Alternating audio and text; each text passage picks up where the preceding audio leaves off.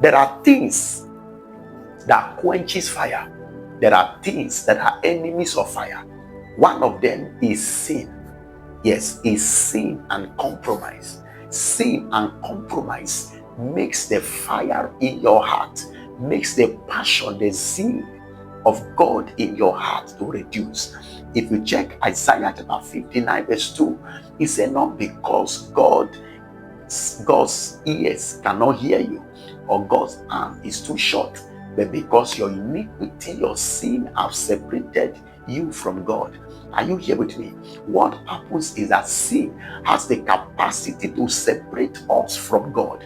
And you know, God is fire. So when you are separated from Him, you begin to lose your own fire. Are you here with me? Because your fire is in connection. The relevance of your fire is in connection with the fire of God.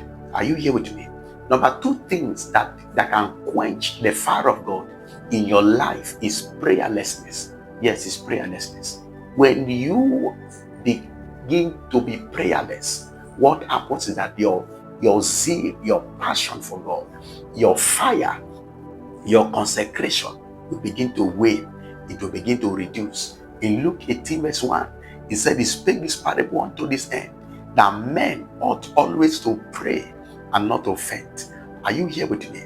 By the time you pray, your fire is coming up. But when you don't pray, you begin to lose it. You begin to faint. You begin to become weary spiritually. Are you here with me?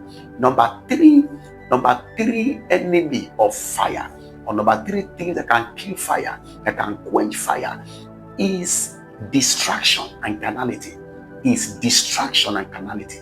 When you are distracted from the place of fire, you begin to be carnal.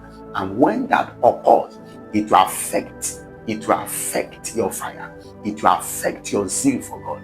And finally, the number four thing is spiritual laziness. Yes, it's spiritual laziness. When you are spiritually lazy, for example, you don't engage in prayer, you don't engage in fasting, you don't engage in the word, because these three things, the word, prayer, and fasting, has the capacity to set you ablaze, has the capacity to make you to burn for God. Anytime you are spiritually lazy with regards to your engagement with the Spirit of God, what happens is that your fire will begin to reduce. But I'm praying for you now that in the name of Jesus Christ, nothing will be able to quench your zeal. Nothing will be able to quench your fire. You will be ablaze for God. You will burn for God in the name of Jesus Christ.